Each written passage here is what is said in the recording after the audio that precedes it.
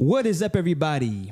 Welcome back to another episode on the Black Experience. I am your host, Hermes Hagwas here, and it is one beautiful Tuesday morning right now, y'all. It is July. We are in the thick of summer, and summer is my favorite season, y'all. So it's getting hotter, and I hope everyone is enjoying their vacation if you're on it, their morning, if you're at work, listening to this. Thank you so much. As usual, I've got a special treat for everybody today. Today, I am bringing on someone that I met recently. There's a fellow brother to me and someone who is doing a lot for the community and who has great positive energy, and I'm not going to give anything more than that. Without further ado, y'all, let's put our hands together and let's bring up Mr. Sem in the building. Yo, bro, this feels like iCarly or something, bro. Does it I really? love it. Yes, I love it. You said 3, 2, 1. I know, you see, man. That was a good show, bro. I love that show. That was a good show. Yeah. Inspiration for you, huh? Yeah. Well, I guess at the time I didn't think I'd be like that. I was like, no, I'm too shy for that to be on camera to have people watching. But Look at you now. right, Look at you know, bro. just never know where life can take you. But Thanks. how you doing, man? I'm doing good, bro. Good How are morning. you? Good morning. Are It's a you great a morning. are you a morning person or are you?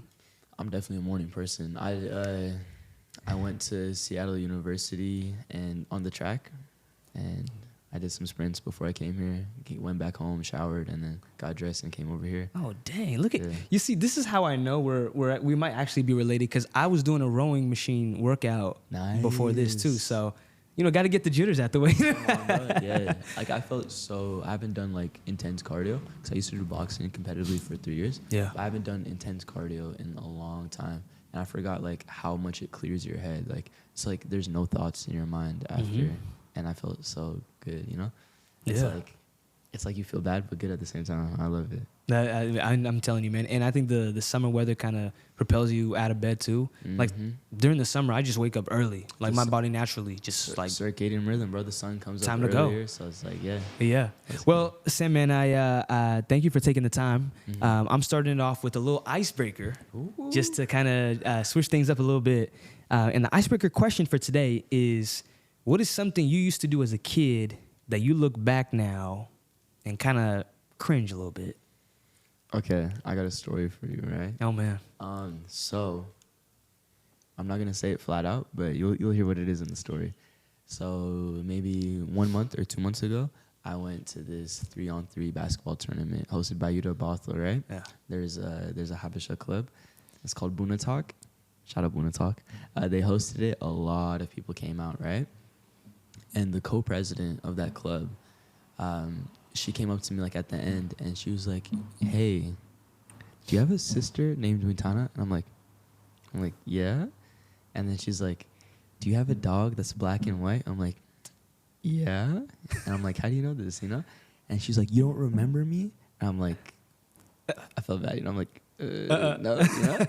And she's like, "Bro, like I would always be at your neighbor Regasa's house like for his house parties, and like you would always be there." And when she said, "I thought you hated me though, because you would never ever speak to me. Like your mom would go up to me and tell me, go talk to Sam, go talk to Sam, like go, play with him." Da, da, da. And she said, "You would just never talk to me." And I'm like, I promise you, I didn't hate you. I was just socially anxious with the capital, all caps. Like I was mad socially anxious. Like I would not. She said you'd only talk to your sisters or to your sister, your siblings, and your parents, Yeah. And like for me, growing up, like I was so shy, so like scared of like new people. I'm like, bro, how do you make new friends? Like I had like the friends I had, and I'm like, hey, that's it, right? Yeah. And yeah, so I was like, oh my gosh, I was apologizing to her, like I'm so sorry, like my bad. And then she was like, you're literally so different. Like I wasn't sure if it was you, because like how like outgoing you are, how positive you are, like who you are. And I was like literally complete 180 until she her brother was at that tournament, right? She was talking to her brother, and she was like, I think that's Sam, And then he's like, no, that's not him. And then so she just went up to me, and then she's like, yeah, like da, da, da. I'm like, yeah, that's me. and then yeah, so that just gave like a big reminder of like how far I've come, like socially. I'm like, bro, I'm the opposite of that now. Like, I'll go to, like, just went to a grad party 2 days ago on Sunday, and it was like he's not my cousin, but my cousin that's not my cousin, his grad party, and I was just hyping up. I was hyping him up. I was hyping up like the aunties there.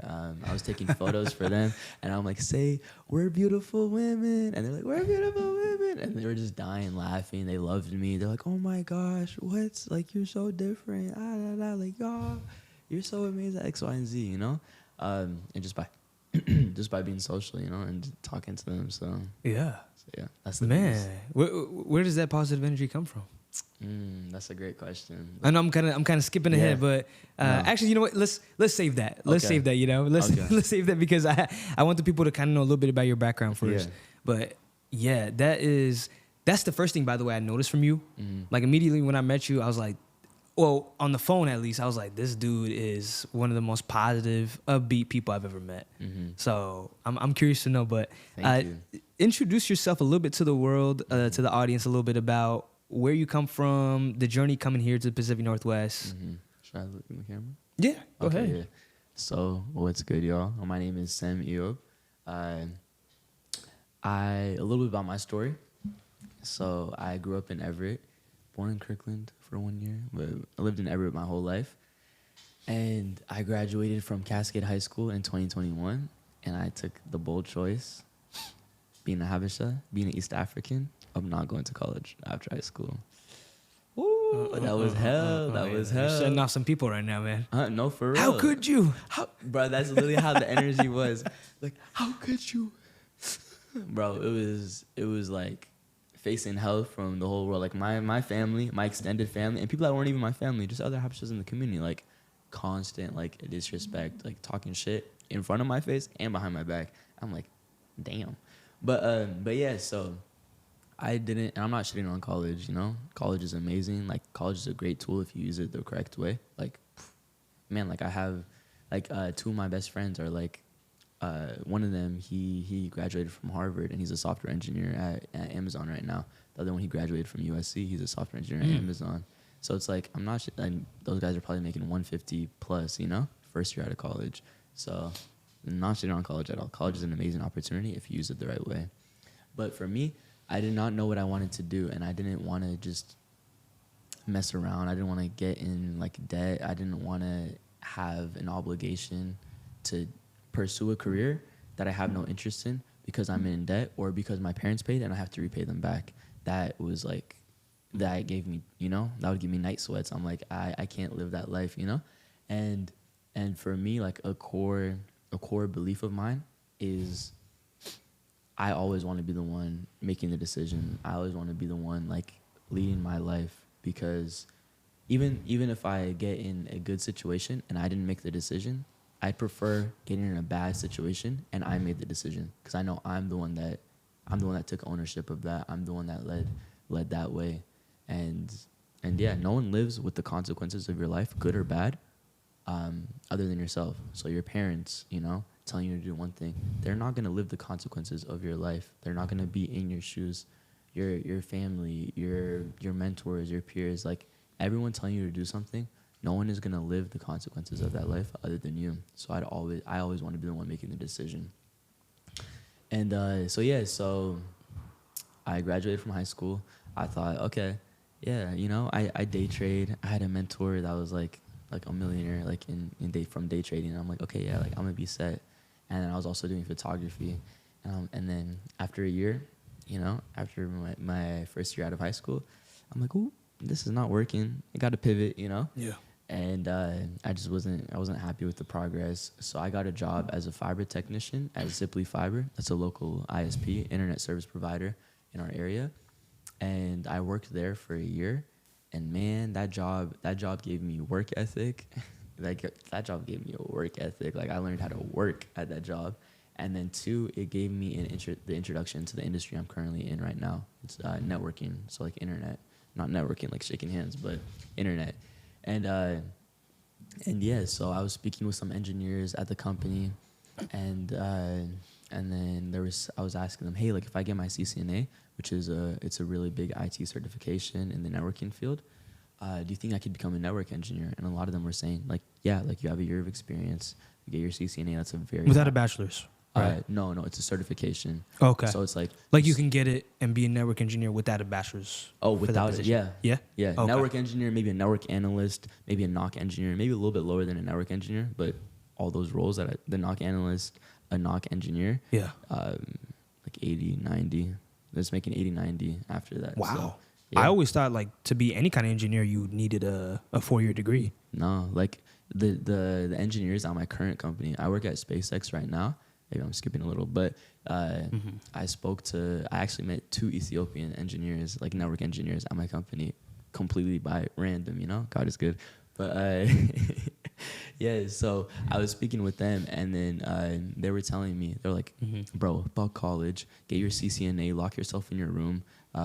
After work, spend 2 hours a day. On your off day, spend like 6 hours a day studying for your CCNA. Take that exam in 6 months, and you're gonna become a network engineer. Apply to hella different companies, you'll become a network engineer. So because I'm about to go back to school, but they were saying like, bro, fuck that, like just get your CCNA.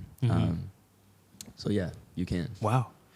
And I'm curious, kind of just going back to, I also believe that college is not for everybody. I went to college, right? A lot of people that listen to this went to college. And a lot of people didn't go to college. It's not for everybody. But especially us being Habeshas, being Eritreans, how did your parents react, man? Dude, my mom it's like World War III. She's like, no. Like trying to convince me. Oh, actually, should I finish the path after high school, and then I'll answer that? Yeah, so picking back up, I worked a year as a fiber technician, so I was like 19 to 20, and then I was studying for my CCNA, right? And I took the exam. I found a course that a lot of people loved on. They loved it, leaving great reviews. So I took that course, but it was just really against my learning style. Like I would be taking notes and falling asleep. Well, it was just a boring course. Like the guy would go, bro, he would go 40 minutes into like the smallest topic, reading straight from slides. So it was just like a rote memorization, right? And that was not it for me, and it reflected in my test scores, So I took my CCNA, and I failed that exam, and I'm like, okay, I need to pivot, And I found an IT boot camp, and I saw it had great reviews, but I did more in-depth research for this one. I was like, okay, like how does the guy teach? Let me see the exact testimonials people are saying. Let me see like what his course content is, right? So I was doing a deep dive on that, and then the end of November, like literally like the last day of November, which is Black Friday, or the last 2 days of November, I bought his IT boot camp. I went through it, and I would be studying at the cafe like 9 hours a day. Like I was on full grind mode. So this is 2024 November. In full grind mode, and in a month and a half, so mid-January is when I fully completed that boot camp, right? And that boot camp also had an internship attached with it as an IT support technician intern. And so I did the internship, and from mid-January to February, I just worked on my resume. I worked on my interviewing skills. And then February 2025, so this year, I started my job hunt again. And I applied to 90 jobs in the month of February, which I undershot. I wanted to apply to like 200, 300 jobs that month. So I was like, damn, I should have done more. But thank God, I landed 5 or 6 interviews at different companies out of those 90 applications in that 1 month. And then I got 2 job offers, praise God, and that all happened in the span of a month. So February to March, 2 job offers, and the one I picked was SpaceX. Woo! So I work at SpaceX Starlink. We're a satellite internet company. We launch satellites into space, and we help remote users get internet access, like people in Africa, right? We're like in the LA wildfires, when people lost their homes, we were providing free internet service, so people could be like going around and just having internet service, because it's like, so we do a lot of disaster relief, and just normal residential users, or people that are like roaming, right? Like people that are like going on a road trip, that are camping, that are just out in the middle of nowhere and still want internet access. So we do a lot of that, and we're like a fast growing company. But yeah, I've been there the last 2-3 months. It's been amazing. Congrats, that's big. That's huge. So touching on family, a little bit about us being in in the Habesha community, us both being Eritreans, when you think of family and when you think of when you were saying that college is not for you, Yeah. right? Obviously, it's not for everybody. Mm-hmm. For me, I went to college, and that's okay. That's just I wanted to do that, right? Yeah. How did family play a role in kind of your decision to not want to pursue college? Be it that they either supported it, be it that they supported it too much and maybe pushed you in a way that, hey, this may not be for me. And what was their reaction to when your final decision was, hey, I'm not going to do this 4-year thing? Yeah, so they were definitely against it. My dad did give me a little more lenience, grace, because like he would. So during COVID, so that was it hit my junior year during COVID, and like the stock market crashed, all that, and I remember and kind of since like my sophomore year of high school, I'm like, I don't know what I want to study. I don't think I want to go to college. Like I wasn't feeling college, you know, and so my junior year, stock market crashed 2020, and I was into day trading at that time, and I went on a walk with my dad, and I was like, oh yeah, like you should invest in like these stocks, right? Like first of all, you should invest in any stock right now, any good company, because you're getting dirt cheap prices. It's like a garage sale right now. And then I said, especially like airline companies, right? Because it was a travel ban. No one could travel, so obviously their stock plummeted. And I'm like, what do you think people are gonna do, right? Right when COVID is over, they're gonna start traveling. They're gonna start moving around, and yeah. So I was like, I told him that, and then he was like, okay, like, do you want to like invest some money into it? And I'm like, oh yeah, like sure. He's like, do you want to invest your college fund? And I'm like, You had a college fund? yeah, like what he saved. Like up. your parents saved up money for you? Exactly. Okay. So it was $15K, and I was like, I knew at that time like you should never trade, you should never invest anything that you're not willing to lose, right? And so first I was like, like let me think about it, and I was like leaning towards it. No, I'm like, hey, like I don't want to be like an emotional investor. I don't want to just be like, you know, like these crypto pump and dump boys, you know. And but then I thought about it. I'm like, wait, I know I don't want to go to college, so I don't I don't care if this goes to zero, you know. So I'm like, I don't have an attachment to this money. Yeah, we should invest this. So we invested it, and then like 6 or so months later, like it doubled, like 15K to 30K. So like my dad like saw like I had like a little bit of like, you know, market experience, and like I was like really passionate about it. And so he was like, okay. So he was more in like the time like, okay, like yeah, gap year, like okay, yeah, just do that. And but my mom was like on the like, no, like, you know, she was very much like, please go into college, and like sad like Habesha mom, like guilt tripping. But yeah, it was honestly more my extended family and like people like my church community, and like just extended that were like more like super against it. And that's when I was like, whoa, that's like people I would like say like two people I remember distinctly like said like, what, like, are you stupid? Like I remember one of my dad's like close friends, right? He lives in Oregon. He would always be like coming here, visiting here. Yeah. So like it's like a very close family friend. We went out to Oregon for his daughter's, like she graduated college, or yeah, it was a grad party, and this was in 2021. And at the end, he was just asking me. He was a little drunk, but he was asking me. He was like, "Oh, like so, like where are you gonna go to college?" I'm like, "Oh, like no, I'm not gonna be going to college. Like I'm gonna be doing X, Y, and Z." Yeah. And then he just looked at me. He's like, "Are you stupid? Like what's wrong with you?" That like just started yelling at me. I was like, "Bro, I never ever wanted to like punch an adult until like that moment, you know." This was like right when we were about to go back, like a 2 or 3 hour drive back, you know, back home to Seattle, and I was just like, whoa. And my parents didn't really say anything. They didn't really defend me. But I was like, okay, like, yeah.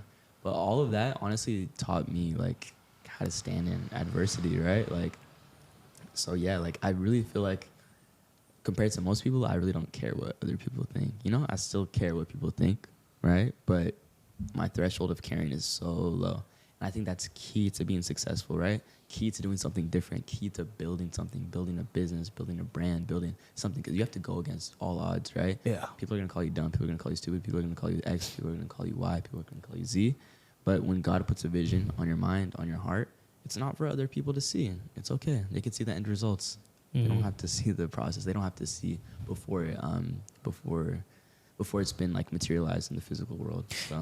And also to add to that too, it's just like one of my lasting principles of this year has just been don't take things personal. Mm-hmm. And your uncle, situationally, maybe he wasn't in the right mind, like you were saying, but he, that's what he knows. And that's what most Habesha parents know, right? 1,000. It's like, hey, we come here to the States, we come here abroad to get that educational degree. Mm-hmm. It's not really too common for people to take a route that you did. Yeah. And to find success, right? Because I'm sure a lot of people have probably taken that route And not found success. And then people are like, hey, I told you so. You should have just done this college thing and then go find a job. Mm-hmm. But at the same time, everyone should be treated with dignity and respect, regardless of your opinion. You know what I mean? So you can respectfully disagree, or okay, hey, like, and even or ask questions. Exactly, and like if you do want to like guide someone to do a decision, right, that you think is right for them, the worst way to do it is yell at them and say, yeah, that just made me, man, F you, like I'm gonna do it even more, Right. So it's like. Yeah, it taught me a lot. It taught me a lot. Well, yeah, I mean, because he was coming at you with anger, and fierce, and then disrespect. and disrespect. So that's definitely not appropriate, man. But you said you wanted to apply to 200, 300 jobs. Yeah, in a month. In a month, and you ended up doing 90. Yeah. And of those 90, you lasted only 5 interviews. I got 5 or 6 interviews. Yeah. Now, I always hear a lot on the news and stuff. I'm very blessed to have a job right now, but the job market is tough, is what I hear a lot. Yeah. That's what I was thinking too. I'm from like, that, I gotta do 200, 300 back to back. What kept you going though? Because like that's crazy to me. A system is what kept me going. I tracked every single job I applied for. That 90 isn't a random number. I think it was 91 exactly. But I created a system, and that, bro, being more organized, creating systems helps me so much. Like, you want to reduce all friction towards your goals, right? And you want to increase friction towards your vices, towards things that are gonna offset you. Mm-hmm. You feel me? And so I made a system how to apply to like a job every like 3 to 4 minutes, right? So it only took me 3 to 4 minutes to apply to a job and put it in my tracker. Yeah. So what if you do? If you apply to, let's say it takes 5 minutes, right? If you apply to 10 jobs per day, that's 50 minutes. That's less than an hour. And you do that every day for 30 days, you just apply to 300 jobs. Do you think that's the problem? Do you think people are finding 1,000. it a hard time because of the lack of discipline? 1,000. The lack of discipline and the lack of, when you can see your progress, that motivates you. Mm-hmm. So I'm not all just, you need discipline. Sure. It's 2 things, right? It's discipline, right, motivation. And you could do things to increase your motivation. Tracking your progress is one amazing way to increase your discipline and to increase your motivation, right? Like, think about video games, right? You see, like, you're leveling up. Like, that's how they hook you, right? You're leveling up. And okay, let me get to platinum. Let me get to gold. Like, let me get to whatever. I haven't played a video game in a minute. But, like, ranked video games, right? Like Call of Duty, right? It's like, I want to get to prestige or whatever the terms are. So use the psychology, like, that they use against us to get you sucked in their game and having a crappy life, you know what I mean? Use that to better your life. Just take those same principles but apply it to like something good that's gonna further you. So yeah, I had that system. I was applying to I was tracking every job I applied to, and yeah. And now here you are at SpaceX. Yeah. And I was like, damn, only 90 apps? I was expecting 300, 400, you know? I'm like 5 or 6 interviews out of 90 apps is a high rate in my opinion, you know? Wow. I'm getting interviews. Budget, let's go. Yeah. So yeah, I'm sure there's plenty of people listening to this right now that either might be on the job hunt or just recently landed one, and they know exactly what you're talking about. I know what you're talking about too, because that's how it was my senior year. I was like, I do not want to be caught like post graduation still looking like I'm gonna. And senior year is busy, but it's like, dude, you got to put in the time if prioritize it. Make time for what's important, you know? Yeah. And I'm actually like, I replicated that process. So my best friend right now, he's going to his senior year of college, and he was gonna take summer classes to get a minor. He's a finance student, that's his major. He was gonna take summer classes to get a minor in economics, I believe. And I said, dude, you've been at college, you haven't had an internship, and you're about to take summer classes to get a minor. But I'm telling you, an internship is gonna increase the likelihood of you getting a job after post-graduation 1 billion times more than a damn minor in economics. I was trying not to slap him, you know? We're talking at a cafe, and it's like my best friend. Like, I love him to death, right? I'm like, no, you're going to apply to internships. You're going to get an internship. What was his reason to try to get the minor? Ease of access. I don't know. It was easier. Just to say you got the minor? Yeah. Say you got the minor. He's like, yeah, like, I think this will help me in my career. I'm like, it'll help, but not as much as an internship. Right. Like, at all, you know? And it's like, I think people do like what's common to them, right? And like what's most familiar. That's the right word. Yeah. What's most familiar? You know, he's been going to school. Like, oh, take extra couple of classes to get a minor. Like, he's almost there. Like, that's familiar. But he's never had an internship. He's never gone through that job application process of like sending, you know what I mean? Like spraying the application gun. And so I was like, no, use this resume template. Use this formatting. Use ChatGPT to help you build your. So I'm really good at with resumes and interviews and job applications, right? So I gave him my whole Notion job tracker spreadsheet. I gave that to him. I'm like, track every single job you apply here. And I told him the same thing. Like, dude, if it takes you 5 minutes to apply to a job, you can apply to 10 per day at the end of the month. And if you do that every day for the month, you'll apply to 300 jobs. I promise you do that 1 time or 2 times, get 600 apps, you're going to get an internship. And he was applying very late, very, very late. It was like April, maybe March at that time. Oh, that's pretty late. You want to start in the fall. Yeah, 1,000%, right? And but so he took my advice. I helped him structure his resume. I reviewed it for him, and then my boy right now is a finance analyst at an aerospace defense company right now. Wow. Yeah. Wow. So you helped him out. Helped him out big time. Yeah. And then actually I got him a role. I also work at a nonprofit. I'm the chief technology officer there, and I helped him get a role as the director of business development over there. So that's further. It's like another internship. You know what I mean? Yeah. Pretty much, he's getting experience. And then my other best friend, I helped him get. First, he got on as the role of co-director of business development, same role as my other best friend. But now he got promoted to. He's the chief financial officer of our nonprofit. That's huge, man. That's huge, and he's also studying finance too. So helping my friends get experience, man, like that's the biggest blessing to me. Being able to help others, like, and help the people I love the most. There's no feeling. I know, bro, exactly what you're talking about. Yes. Like, there's no better feeling than knowing that someone is in a better position, either finding a job or something, and you're like, hey, I may not be the full reason why, but even if I'm like a slight bit, impact, even a small impact, that's enough. That's enough to make you feel good, and you're like, hey, you know, you can go to bed feeling really good. So, and then also it validates like your strategy and like your advice, and it gives you like authority. You feel me? I'm like, oh shit, like the advice I gave them like really worked. Dude, I need to give this to more people. I need to help out more people with this. Yeah. Like, and that's extremely essential for where I'm at, because the nonprofit we work at, or that we both work, we all three of us work at, it's an educational nonprofit, and we mentor high school freshmen to college sophomores. We help them with their careers, and we plug them with internship opportunities. So knowing that I have a solid like job pipeline, right? Like strategy, that just helps me even more, and I can contribute more to these youth, because I'm trying to change. I'm trying to change where we see our people, you know?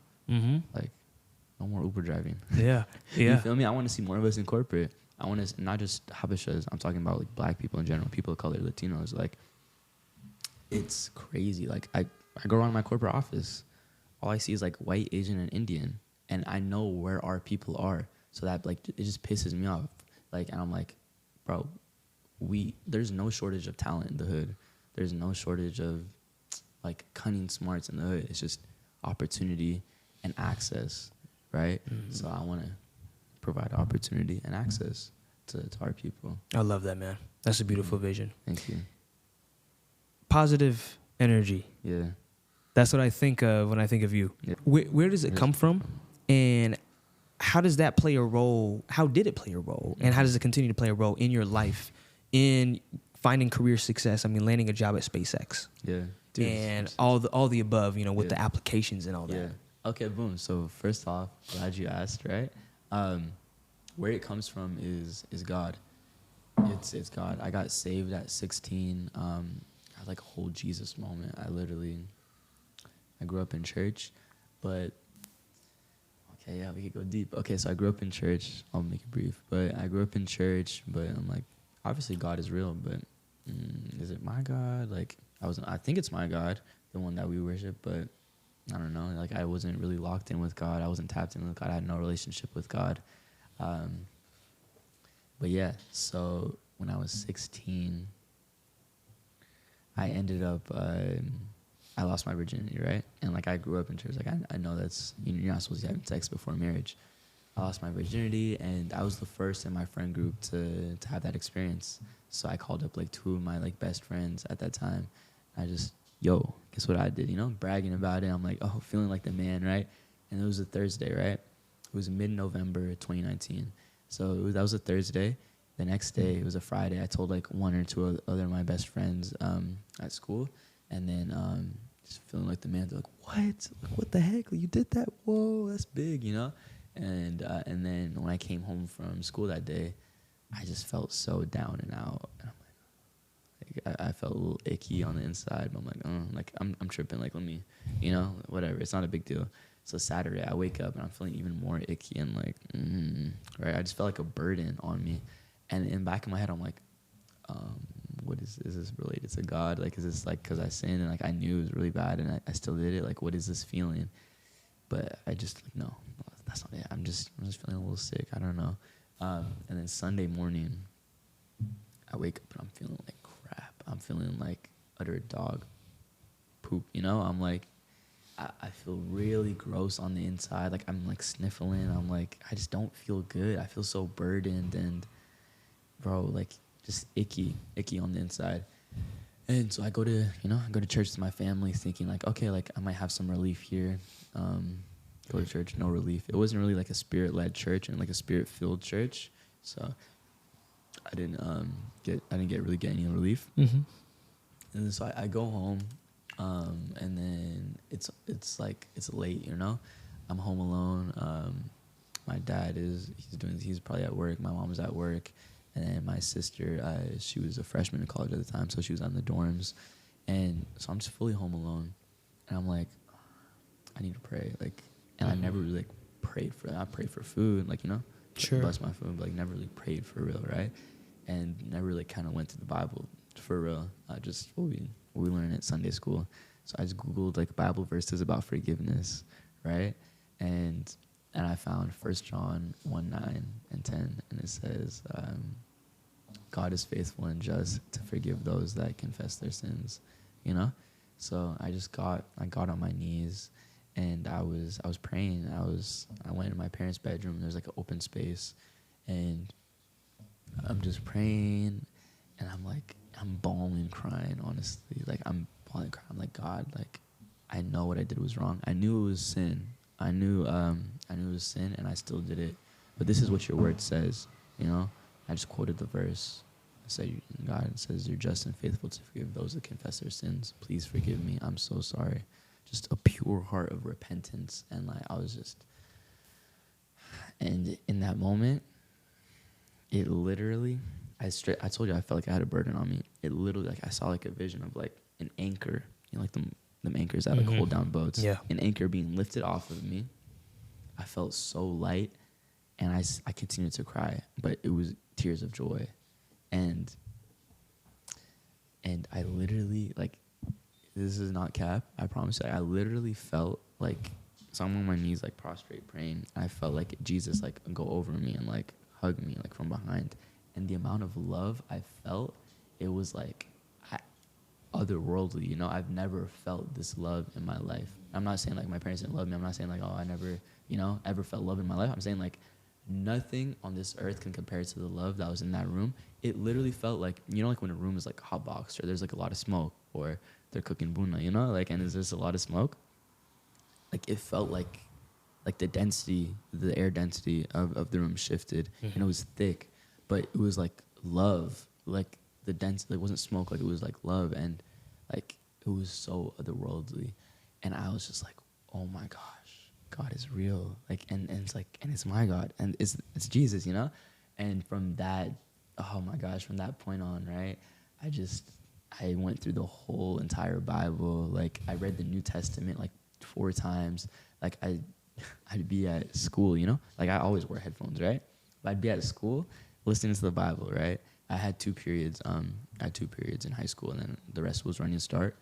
And so I had my 2 periods. I was listening to the Bible, you know, doing schoolwork. I get home, I just watch like preachings, sermons, just trying to learn. I was hungry and thirsty to like get to know God. I'm like, dude, the God of the universe loves me. Like, the God who built everything, created everything, you know? Like, our bodies are so intricate. Like, if the planet was a little bit further away from the sun, we'd freeze to death. If it was a little bit closer, we'd burn to death. Like, everything is so intricately made. Like, look outside, look at nature.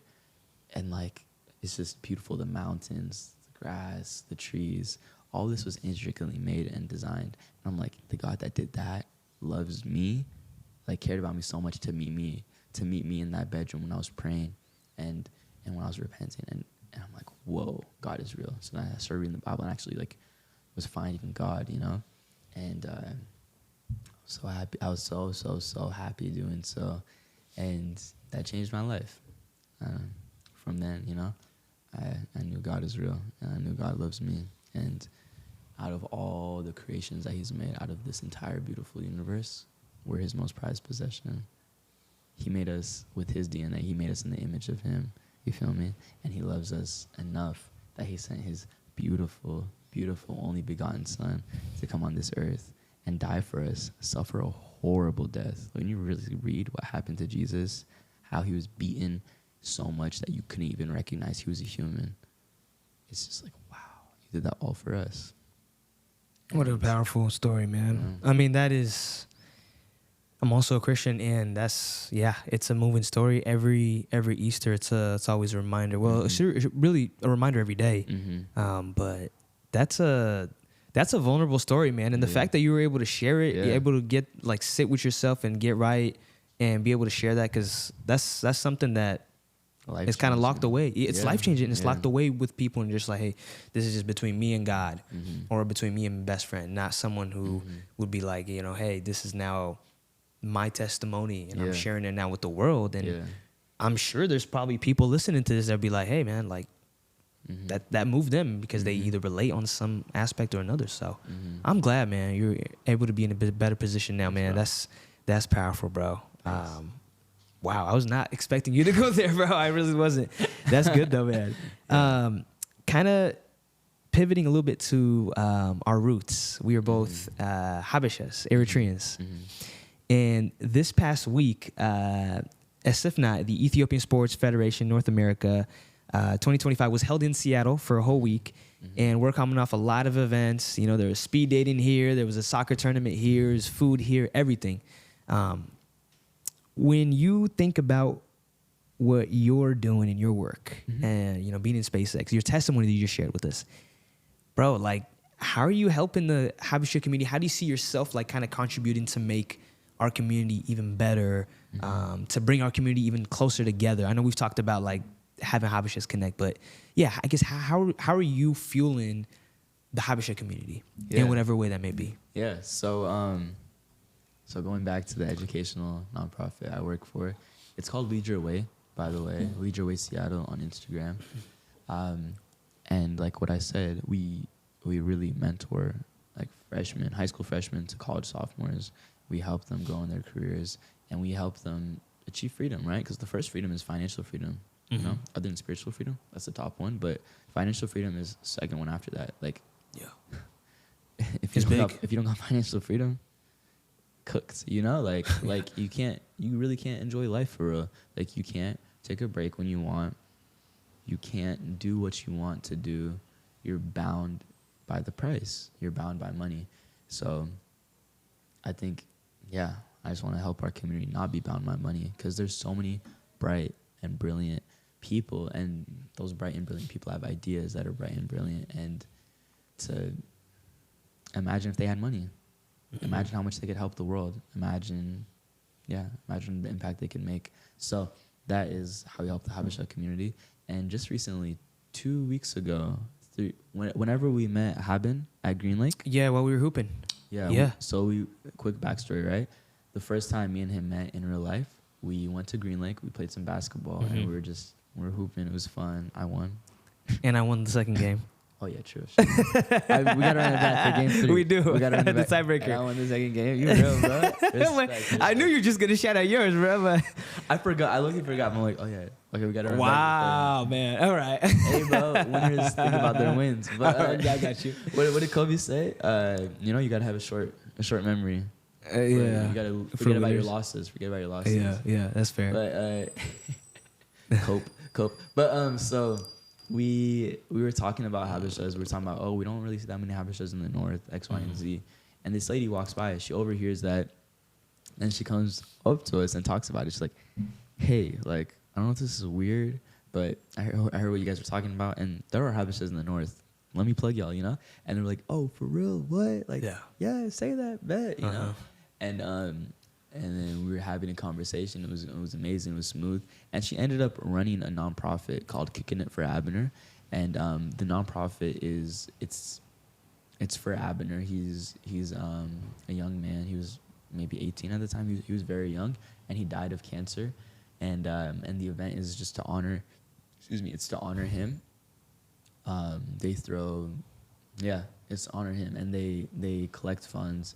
And the funds that they collect, they send it back home to Eritrean families, right? That struggle with mental health, disabilities, all that, right? So it's a beautiful cause. Yeah. And the dollars here go a lot farther than the dollars back home. 100%. You know? So if you can contribute a little bit, it goes a long way. But yeah, so we met her, and that event is fire. Like there's like. Did you end up going to it? I ended up going to it. I ended up partnering with her. How was it? LeadYourWay. It was amazing. So they throw like a 3v3 basketball tournament, and then they have like soccer tournaments. It was maybe like 150 people there, right? So she really organized the community, and that's big. Like it might sound like a small number, but like imagine 150 people like at a park. Yeah. It was packed. Oh yeah. It was packed. So I was just I asked her. I went there right after work. And I was just talking to her, and I was asking, like, hey, like, I was just taking notes. And I'm like, how are you doing this? Like, how did you organize this event? Just trying to find the key things that she did and apply that to our organization, right? I'm always learning. Always learning. That's the key. Always be seeking wisdom and pursuing wisdom. But, yeah, so then she gave me, like, all the sauce. Like, it was amazing. Like, it was a great conversation. And then I told her about LeadYourWay, the educational nonprofit I work for, right? And I told her the mission. I told her our values. I told her who our target audience is. And she was like, wow, that's amazing. Like, da-da-da-da. Like, and then we decided, like, we're definitely going to partner. Like, we need to, like, host something together, use her experience, how she set everything up, all that. Maybe our mentees could get internship experience for the next event she throws, right? Like, managing the project, right? Like contributing, event coordinator, right? Like those are like all amazing things to put on your resume. You feel me? And all things that will give you credibility and help you get better internships in the future and land jobs. And I'm telling you, we live in Seattle. If you can get an internship at Microsoft, Amazon, bro, like they pay like, I had friends that were software engineer interns, and they were making like, they probably made 20 to like 30K in the summer, and 40K maybe. That's a lot for someone young too, man. While you're in college. That's a lot of money. For the summer, bro, that's... Yeah. I had friends that were like... Huge. Yeah, she was taking like flights like during her internship. She'd be like, okay, like, and she'd work from home. Yeah. And so she'd work remotely, take a flight, go to Mexico, be working, and then hanging out in Mexico. And all that money lasts you, So that's applied to your next school year or whatever. If you have to pay tuition, if you have to pay for housing, like, dude, imagine like the financial load that takes off of your parents, right? So, and then... Not even that. That's like the smallest. That's the smallest benefit from it. The benefit is you get experience in your field, for real. And internships is what lands you jobs after graduation. Yeah. Those, dude, by far. When I analyze people's LinkedIn's, see the people that got a job in their field after graduation versus the people that didn't. Bro, the overwhelming difference is the people that did had internships in college. The people that did not have internships in college. So internships is really can make or break your career. You feel me? So, and then those small internships that you get now can help you get better internships and better internships. Maybe the unpaid one that you get helps you get a paid one, Yeah. a more paid one. And then once you have 3 internships on your resume, when you graduate college in your field, it's not going to be no struggle at all to get a job in your field at all. I promise you that. So, Yeah. So I'm glad y'all connected, and I think that's what we need more in our community, because I think what this podcast has taught me is that there's so many great creatives and people doing great things. It's just we don't know of each other, you know. And so creating that space, creating that kind of like, either we need to create some kind of database or something, you know, Literally. where we're like, okay, here, if you want to do this, if you want an art therapist, here's this person. If you want this, there's this person right here. Like, that's genius. You know what I mean? Yeah. Stuff like that. Because I had an art therapist on the podcast before, and it's how do we get to know of each other? And I think even within the Habesha community, that's a whole nother thing, because we're kind of the generation that's like, hey, we're now born here, or we're coming here. We spend most of our life here, not back home.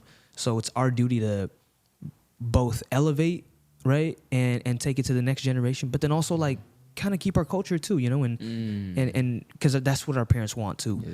But I think that's what we should want. That's what we should want. But I think, bro, when we met her and we connected and we shared each other's Instagrams, that was amazing. That was mine. That was life changing. Yeah. And it's just like little random coincidences like that. I don't know if you guys have been to Green Lake. There's hundreds, maybe thousands of people, like 1,000 people, like at Green Lake. Like, Green Lake is vast. It's big. So for her to walk by when we were talking about that specific thing, it's not a coincidence. There's no I don't believe in that. I used to. There's no coincidences. Like, my life is a walking testimony. Certainly. I've had way too many coincidences to call them coincidences. Man, for real, Sam. Well, Sam, we are actually nearing the end. And before I wrap it up with my favorite question that the audience knows about, tell the audience a little bit, man. What's next for Sam, man? What you got going on? Yeah, so what's next for Sam? So I'm about to start school soon. My parents are about to be happy. But so I'm going to be going to Western Governors University. That's an online university. And my bachelor's is going to be in network engineering and security. And it is an accelerated bachelor's program. The fastest I've heard someone, like, I feel like the range of like getting your bachelor's from this university is like 6 months to like a year and a half.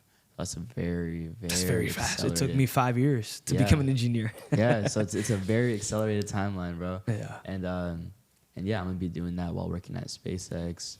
And then I also have a tech startup called Leads AI, and we do AI lead management services. We built a chatbot, and our client right now is a cybersecurity consulting firm. How I stumbled across him, bro. Nice little God incidents. Stop using the word coincidence. God incidents, right? And he's our client right now, and we're just getting a bunch of feedback and like trying to improve our products before we really push our marketing launch. And so, but he's a cybersecurity consulting firm. He has a job as a cybersecurity analyst 3. Like, this guy is killing it in his career, and he's black. Like, he really like sees me. He tells me like you remind me of like a younger version of me. So I just unlocked a mentor in that. So that's amazing. We grew our team. We have a team of 5 right now, and it's like mostly technical people. There's like 1 non-technical person on the team. So I have a team of 5 interns.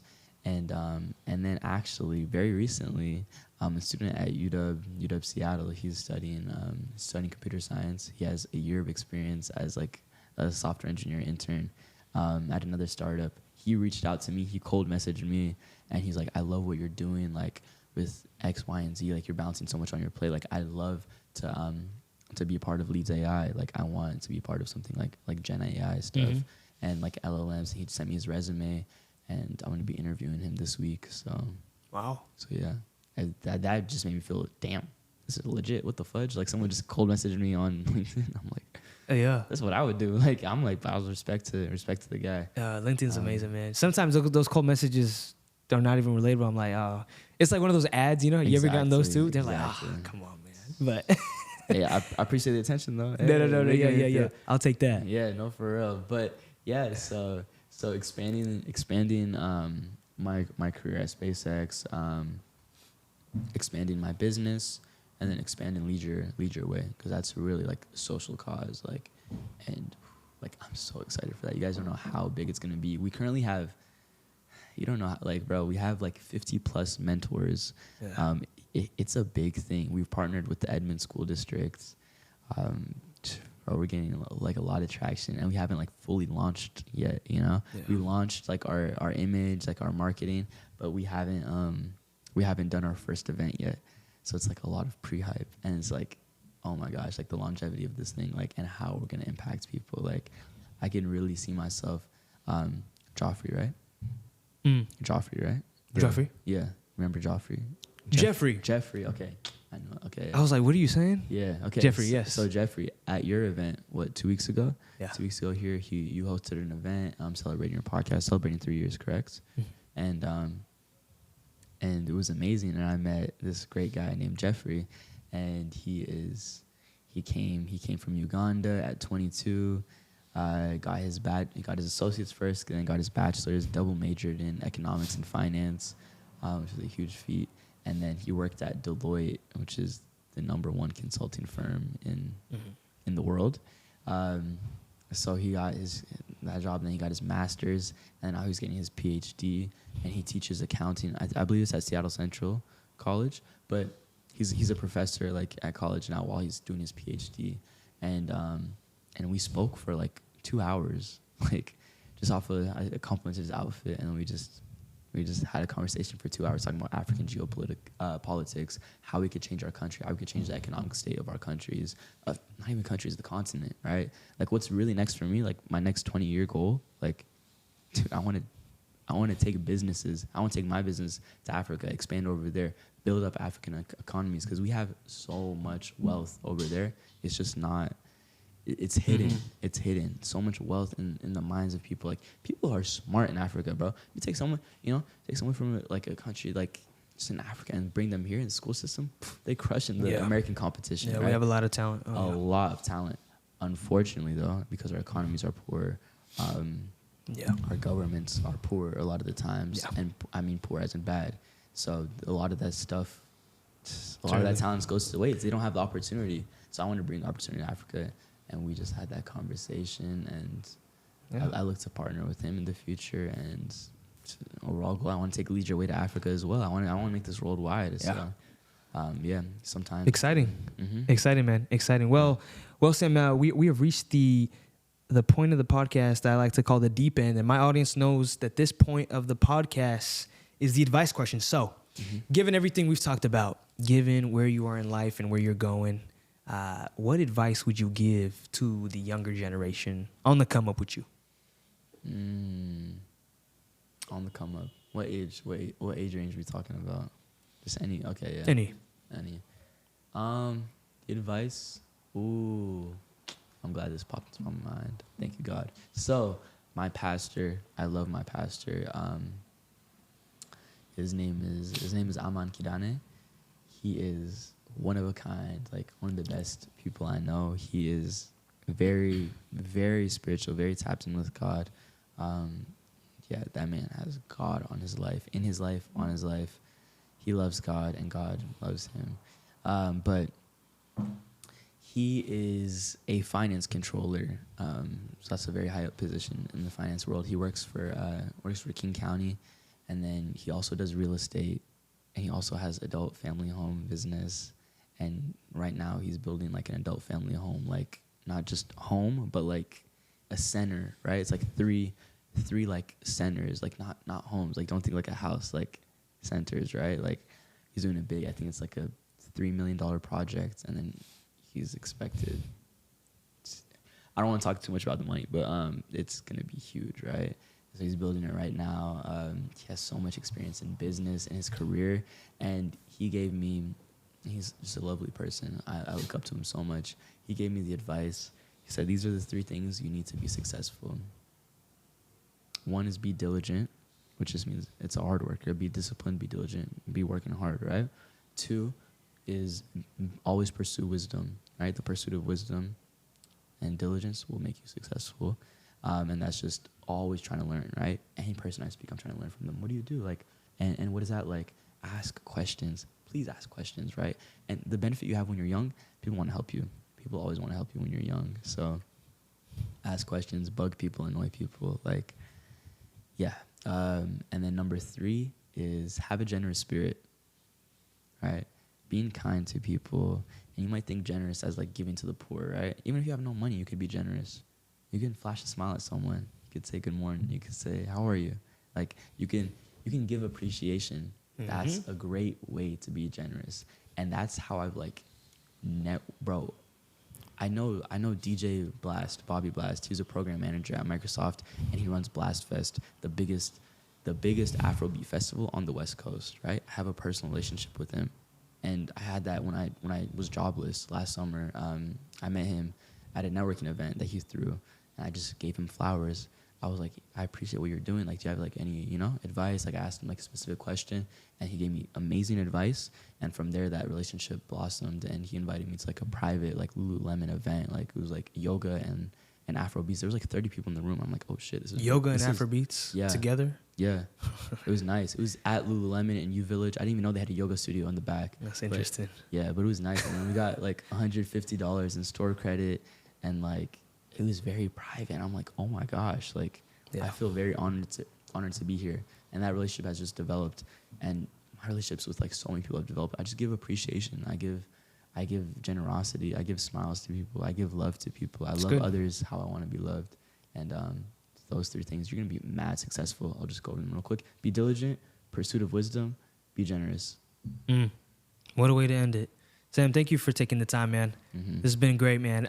Where can people follow you, connect with you if they have any questions, if they want to partner with you in your program and what you're doing? Yeah. Plug yourself, man. Yeah, so my personal Instagram is sem.xlm, sem.xlm7. That's my personal Instagram. And then our Instagram for Lead Your Way is just Lead Your Way Seattle, no spaces. And find us on there. Find us on Instagram. There we go. Y'all heard him. Connect with Sem, y'all. And I hope everyone enjoyed this awesome episode. Took away a lot of things, resonated with Sem, as I definitely did throughout this podcast. So, yeah. Real quick, my LinkedIn is Sem Eyob. So SemEyob. That's my last name. Yeah. There we go. You got it. All right, y'all. Till the very next episode. Yes. Peace. What is up, y'all? Thank you so much for tuning in to that episode. Make sure to click the subscribe, follow button, as well as the bell to get notified on all my new content that is coming out every Wednesday and every other day. And make sure to click that link in the description down below to get access to all my socials and any other platforms that I have my podcast on. And until next time, y'all, peace.